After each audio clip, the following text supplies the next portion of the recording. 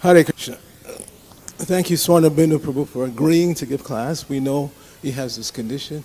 Sometimes it flares up, it's worse than at other times. I've known him for quite a while, since the late 90s. We met in his home country of Croatia. And he's a very stalwart devotee, very, very knowledgeable actually, and has been instrumental in bringing a lot of devotees to Krishna consciousness and elevating them into their Krishna consciousness in his home country. He came here to the U.S. to try to mitigate this problem that he has, and it's been, I would say it's been fairly successful, but as you can see, sometimes it flares up, it's worse than others. So, let's read the translation again, and then I'll see what I can say about this verse.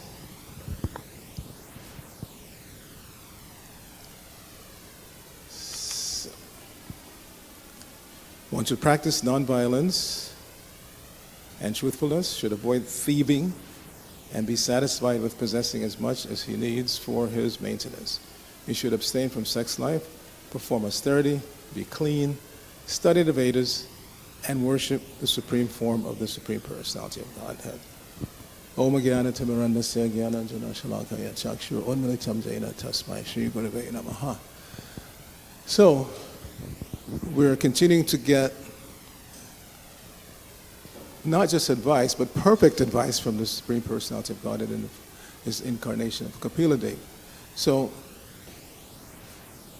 some of us who've been around for a while, we know that in the beginning, Sri Bhagavan in the Bhagavad-gītā was rendered by Prabhupada's first English editor, Arcita Prabhu, as this, the Blessed Lord said.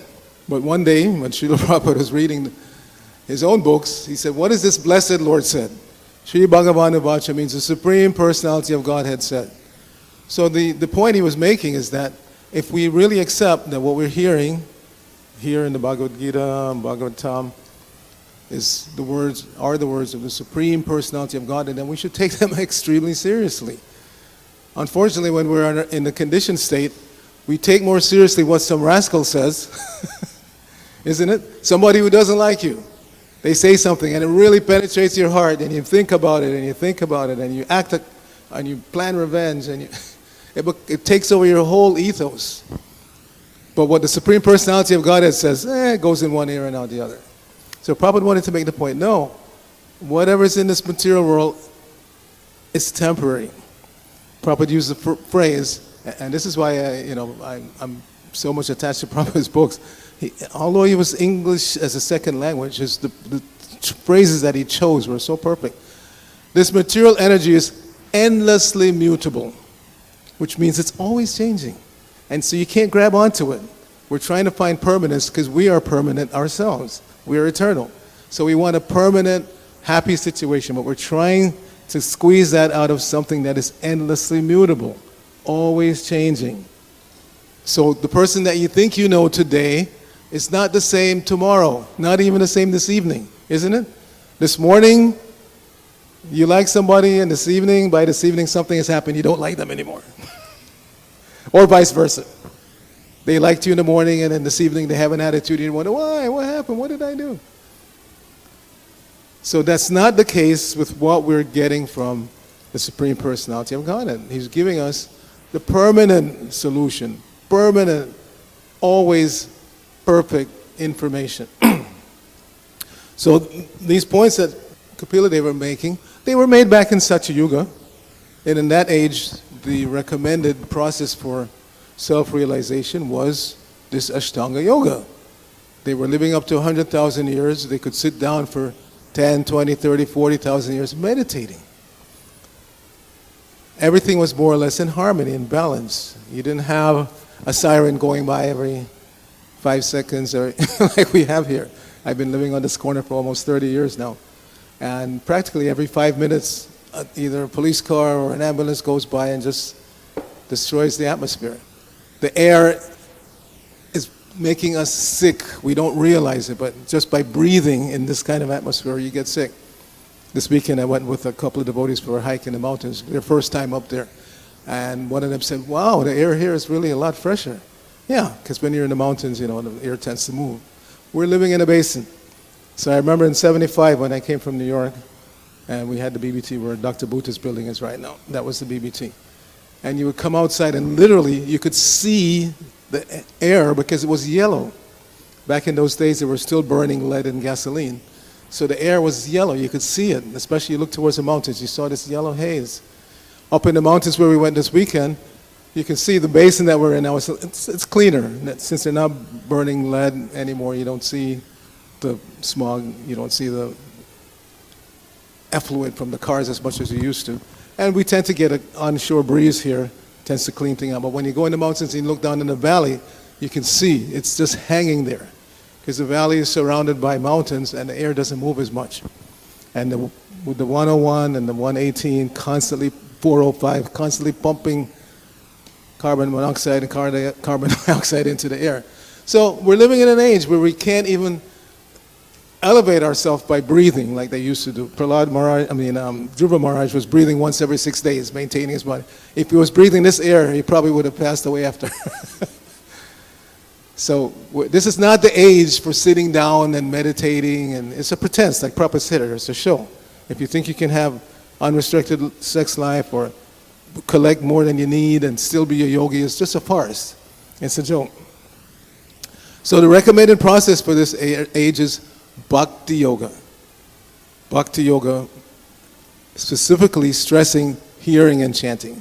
So here, svādhyāyaḥ, hearing from authorized scriptures, not just any scripture. And Prabhupada's, again, his presentation perfectly illustrates that. Growing up in New York, I was part of a crew of young men who were pseudo-intellectual. We like to go to esoteric bookstores and buy this book about thisism, that-ism, and then sit around and after indulging in things that we're not supposed to indulge in, discussing all these different philosophies and stuff. But it's just a joke. Armchair philosophy, as Prabhupada used to say. And the proof was that many persons like myself who read Bhagavad-gītā, other versions of Gita, never had any impetus to become a devotee of Krishna.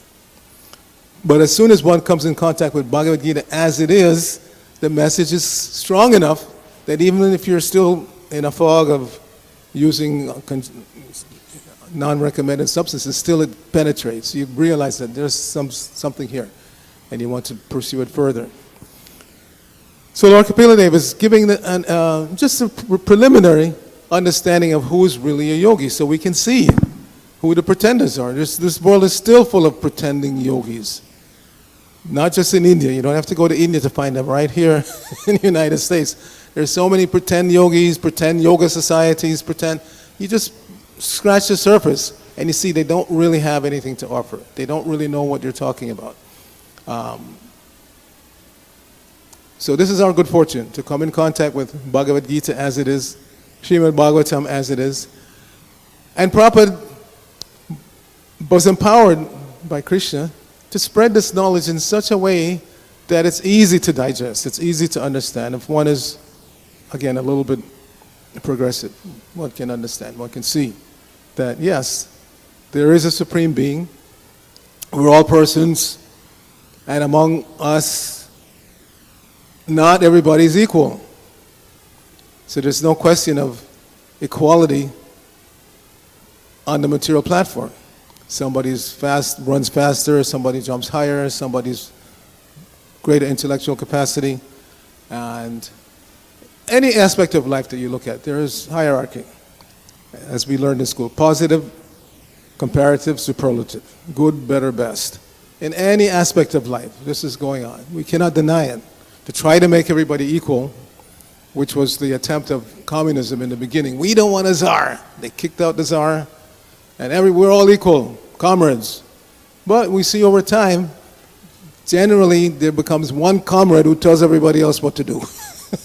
And if you don't do what that comrade says, so you cannot force equality. It doesn't work. Naturally, we want leaders. We want good leaders. This is the problem. And since modern society has devolved into, you could say, devolved into democracy being the de facto form of government, because everybody wants leadership of the people, by the people, for the people. But still, you have to elect a leader. You have to elect leaders from every level, from the community level, state level, international, everywhere you go, there's leadership, there's a hierarchy. We cannot deny it. So Prabhupada's attempt was to, okay, if democracy is going to be the de facto form of government, then the people have to be educated so they will desire and select good leaders. So this is a work in progress. We see all over the world, people are not satisfied with their leadership, whether it's the democracy or autocracy or whatever it is, people are not satisfied. They want to get rid of that top person, whoever he or she is, because they're not satisfied. But what they're not understanding is, to be satisfied, one has to stop trying to squeeze happiness out of an endless immutable energy. The material energy is always changing, up and down, this way, that way. You can't catch it. You can't catch another person. We want this person to be our friend, and they may be friendly for some time, but then they're not friendly. We want our siblings or family members to think a certain way, but they are independent. In the same family, you'll find somebody who votes this way and somebody who votes that way. And in the past, people could be or a little bit more civil. They could have differences of opinion and still get along, but nowadays we see it's degenerated into practically a civil war everywhere you look. Whether it's on the political platform or the religious platform, or everybody so. And this is what the material energy does, because there are three modes of material nature. When goodness is more prevalent, people are more civil and they're more willing to accommodate differences and discuss and like that, interfaith, like that. We're very active in interfaith all around the world, not just here. I was recently in Thailand, and Dharmaraj Prabhu, who comes here regularly, he's as they say in England, a bespoke tailor. Somebody who makes high-end suits. You know, some people are willing to pay $3,000, $5,000 for a suit. They can afford it. So he comes in and he does the same quality for $1,000. So he gets a lot of customers and he makes good money that way. An interesting character, you should get to know him, those of you who see him regularly. He's coming in on the 6th, but he's based mostly in Vegas. Anyway, so over 30 years of being in Pattaya, which is a city in Thailand, he has made good connections with everybody. Interesting case, when he's first, before he came to ISKCON, he was feeling some need for mercy from a higher source. So his mother told him that there was a peepal tree, a banyan tree in a forest nearby. And they've heard that from India, many people worship the banyan tree and you get good karma from doing that. So he went there and he started, he was a young man addicted to all kinds of bad habits like most of us were. But he went there because his mother advised him, you go there and you worship this banyan tree. So he started doing that. And then gradually, from meeting people who had the same inclination, he was convinced that besides the banyan tree, you should also worship Durga. So he scraped together some money and established a little Durga shrine next to the banyan tree. And a lot of people started coming there to worship. So like that, he gradually, by the mercy of the banyan tree and Durga, started to purify his life. And he became more and more, attracted more and more people like that. So long story short, finally he met a devotee from ISKCON and he was convinced to worship Sri Chaitanya Mahaprabhu and take to the Hare Krishna movement.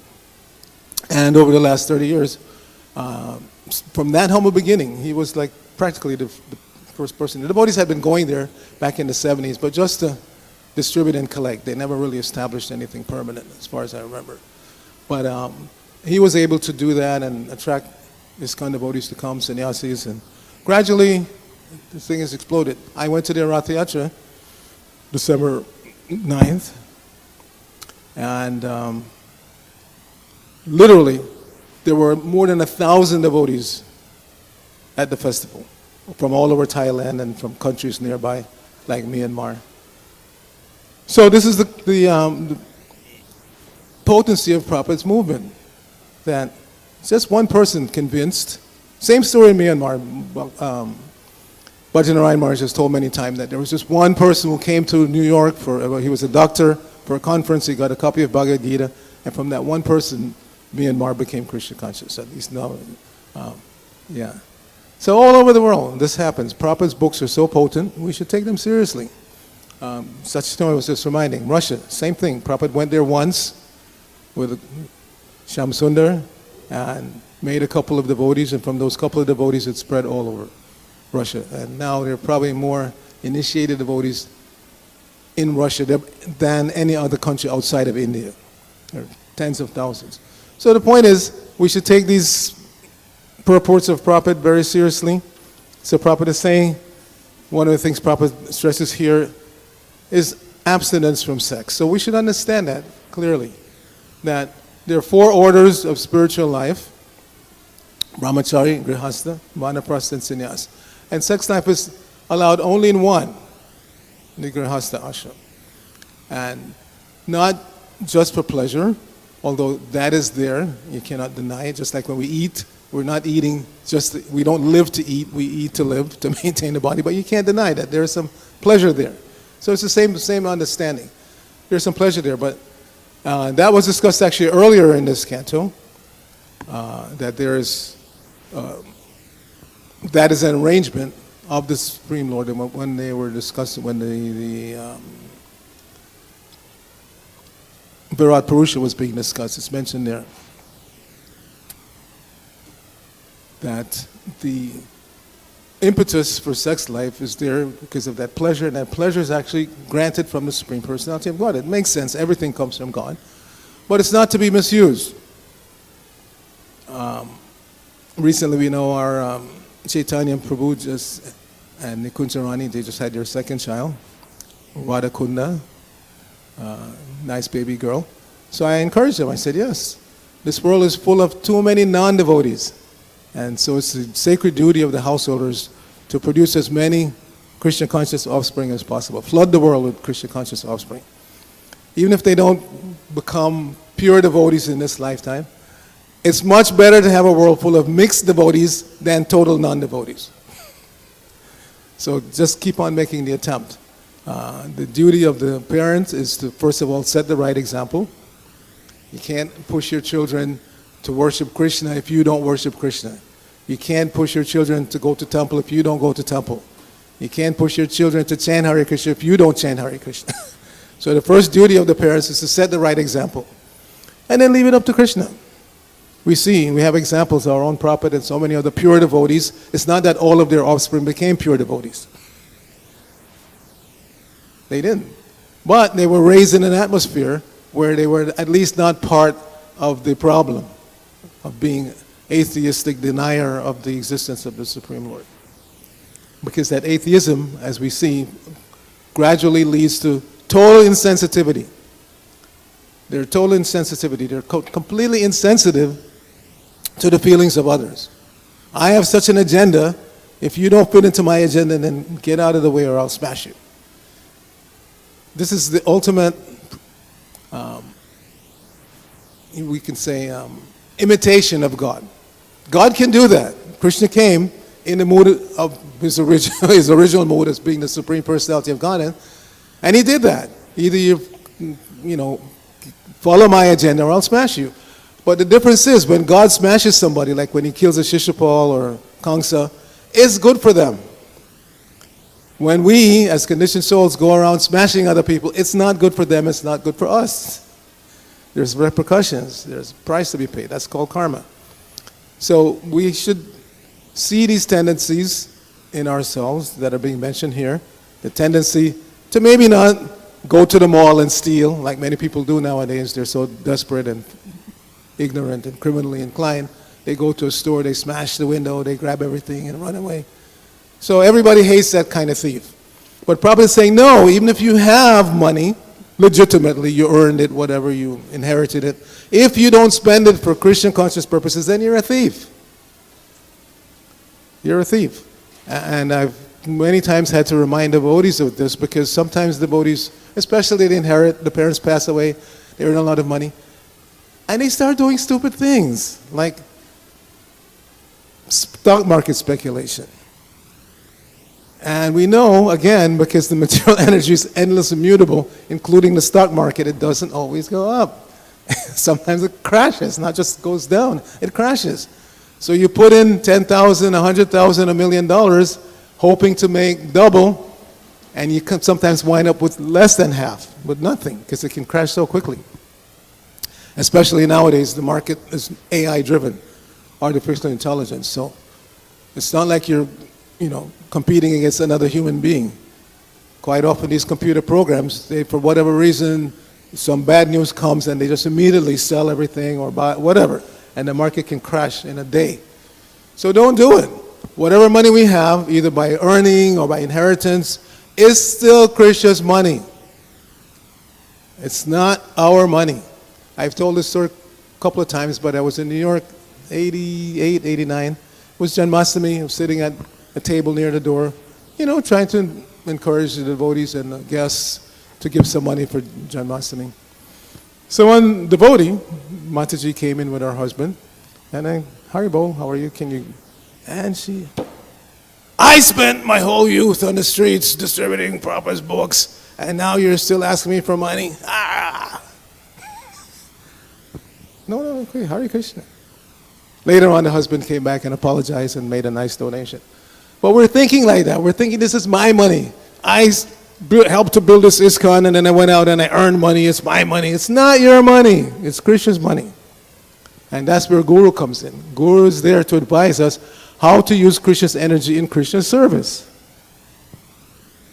How to use Krishna's energy in Krishna's service. And we all need to hear this repeatedly. Because again, the material energy is always convincing us, oh, you worked hard, it's your effort, therefore it's your money, and therefore you can do with it what you want. No, it's never our money. Because if you trace it out, whatever energy we're using, physical, mental, is coming from Krishna. It's so simple to understand. But we become so covered over, so attached, that we want to be the ultimate decider of everything in our lives. And therefore, in essence, we're accepting ourselves as Guru. And if you accept yourself as Guru, then you have nobody to blame when the inevitable less than pleasant results come home to roost. At least if you accept somebody as a Guru, you can say, the example I use is like when I go shopping, especially like in a fruit market, I always let the vendor pick the fruit. I don't pick. I say, it's your fruit, you bought it, you're selling it, and you know what's good, give me the best. That way if I go home and something is wrong, I come back and say, hey, you chose it, not me. So similarly, when we take the spiritual life, we need a guide, as Prabhupada said at the end of this purport. You need a spiritual guide. Sadhus, Guru, and Shastra. Those are the three guides. And if we follow them and we don't get the result, at least we have somebody to blame. But if we are again convinced by the material energy that I am my own boss and I make my own decision, then okay, then the results you have to accept, good or bad. You can't blame anybody else. So these are just a few of the points from today's purport. I was obviously not prepared to sit here and speak about this verse, but it's pretty straightforward. Lord Kapila Dev is instructing his mother. Through her, he's instructing the whole world, because whatever God says is applicable to everyone, not just to Arjuna when Krishna is speaking to Arjuna, or Devahuti when Kapila is speaking. It applies to all of us. And it's based on the background at that time of Ashtanga Yoga, so it's being discussed in detail. But for us, we know, Harinama, Harinama, Harinama Eva Kevalam, Kalona, Asteva, Asteva, Asteva, Gacharya. We don't have to become expert in different angas. Just be convinced to hear from the right source, repeat what we hear, and chant Hare Krishna, Hare Krishna, Krishna Krishna, Hare Hare, Hare Rama, Hare Rama, Rama Rama, Hare. Antarashimad Bhagavatam ki jai, Srila Prabhupada ki jai, Gaur Bhakta Vrinda ki jai.